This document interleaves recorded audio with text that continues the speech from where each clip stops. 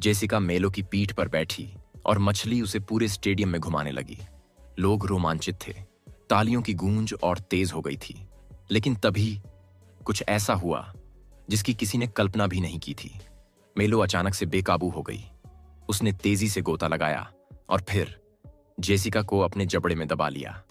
एक पल के लिए तो वहां बैठे लोगों को लगा कि शायद यह भी शो का ही हिस्सा है। लेकिन जैसे ही जेसिका की चीखें गूंजी, हर कोई सकते में आ गया। जेसिका के माता पिता यह सब अपनी आंखों से देख रहे थे, लेकिन उनके लिए यह किसी डरावने सपने से कम नहीं था। दर्शक घबराकर इधर उधर भागने लगे। शो मैनेजमेंट के लोग पानी में कूदे, लेकिन तब तक बहुत देर हो चुकी थी। जो शो कुछ पलों पहले एक ब्लॉकबस्टर था, वह अब एक दिल दहला देने वाली त्रासदी में बदल चुका था। समुद्र की दुनिया, जिसे जेसिका सबसे ज्यादा प्यार करती थी, वही दुनिया उसकी जान लेने वाली थी।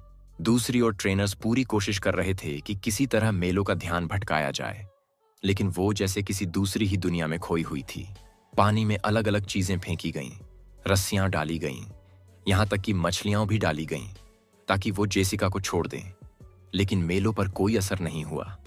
जब तक दो ट्रेनर्स पानी में उतरकर उसे बचाने की कोशिश करते, तब तक बहुत देर हो चुकी थी। मेलो ने जेसिका को अपने जबड़े में दबोच लिया और गहरे पानी में खींच ले गई। जो नजारा सामने आया वो रोंगटे खड़े कर देने वाला था। मेलो के जबड़े की ताकत ऐसी थी कि उसके हमले से जेसिका के फेफड़े और छाती पर गहरी चोटें आईं। पूरा पानी लाल हो चुका था, खून से सना हुआ। आखिरकार हाइड्रोलिक मशीन की मदद से किसी तरह मेलो को पकड़ा गया और उसे पानी से बाहर निकाला गया।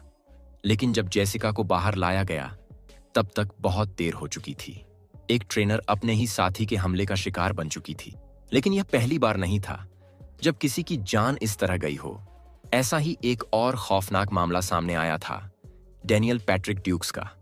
हमेशा मस्ती के मूड में रहने वाला डेनियल इस बार एक ऐसी गलती कर बैठा जिसने उसकी जिंदगी छीन ली। डेनियल नशे का आदी था और अक्सर अपनी हरकतों की वजह से मुसीबत में पड़ता रहता था।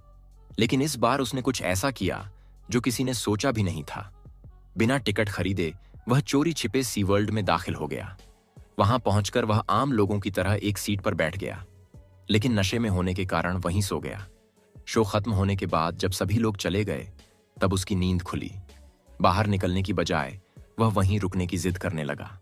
सिक्योरिटी गार्ड्स ने उसे बाहर निकालने की कोशिश की, लेकिन उसने उन्हें यकीन दिलाया कि वह शो के मालिक को जानता है। किसी तरह उसने गार्ड्स को मना लिया और अंदर रुकने की इजाजत ले ली। अब उसे लग रहा था कि उसने कोई बहुत बड़ा कारनामा कर दिया है। उसका आत्मविश्वास इतना बढ़ गया कि वह सीधे ऑर्का फिश के टैंक के पास पहुंच गया।